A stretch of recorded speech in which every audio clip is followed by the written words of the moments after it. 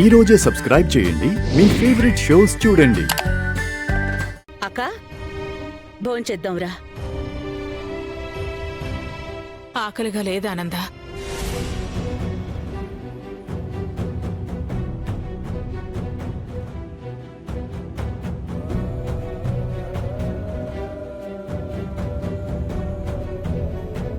ఏ అక్క మనసు బాగోలేదా?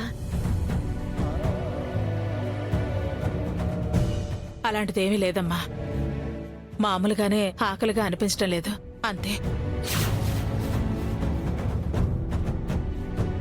అక్క సరోజరావు గారు ఫోన్ చేశారు. త్వరలోనే నిశ్చితార్థం జరిపించాలి, ముహూర్తం గురించి మాట్లాడదామని చెప్పారు. కానీ ఇంట్లో పరిస్థితి మరోలా ఉంది. ఇదంతా వియ్యాల వరకే మనం చెప్పుకోలేం కదా. అలా అని వాళ్ళు చెప్పిన సంగతి ఆలస్యం చేయడం కూడా కరెక్ట్ కాదు కదా. అందుకే ఒకసారి మనం అందరం కలిసి నిశ్చితార్థం గురించి మాట్లాడితే మంచిదేమో అనిపిస్తోంది. అలాగే ఆనంద, ఆలస్యం చేయకుండా వెళ్ళి పంతులు గారితో మాట్లాడరా.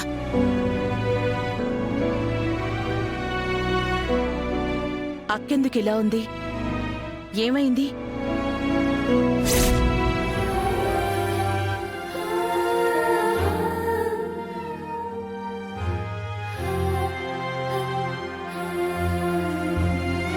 అన్నయ్య, మార్చి కొత్త స్టాక్ని గోడౌన్కి పంపించేశాను. అలాగే ఆ బ్యాలెన్స్ 5 lakhs కూడా ఏజెన్సీకి పంపించేశాను. అన్నయ్య, ఈరోజు స్టాఫ్కి శాలరీస్ ఇవ్వాలి కదా, నాకు వేరే పనుంది. నువ్వు వెళ్ళి మన అకౌంటెంట్కి చెప్పి సైన్ చేసేవు.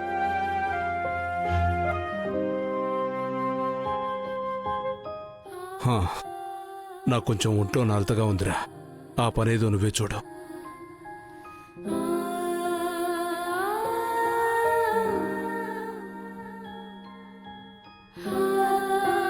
అన్నయ్య ఏంటి అదోలా ఉన్నాడు?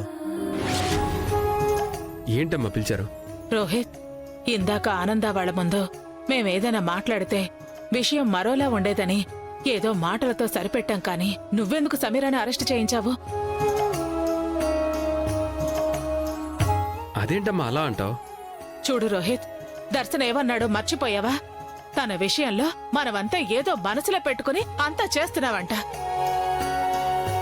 ఇప్పుడు సమీరాని అరెస్ట్ చేయించింది నువ్వే అని దర్శన్కి తెలిస్తే ఊరుకుంటాడో చెప్పు? ఏం మాట్లాడుతున్నావమ్మా అసలు?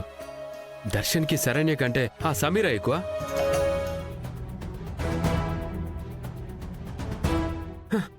అయినా వాడు నా తమ్ముడమ్మా, అంటే ఒక మాట అంటాడు. కానీ ఇదొక ఆడపిల్ల జీవిత సమస్య కదమ్మా. శరణ్యకి ఏమైనా అయితే రెస్పాన్సిబిలిటీ మన ఫ్యామిలీదే కదా. రోహిత్, ఈ ఫ్యామిలీ అంతా ఒకటే అన్న తీరు నాకెందుకో ఇంట్లో అనిపించడం లేదురా.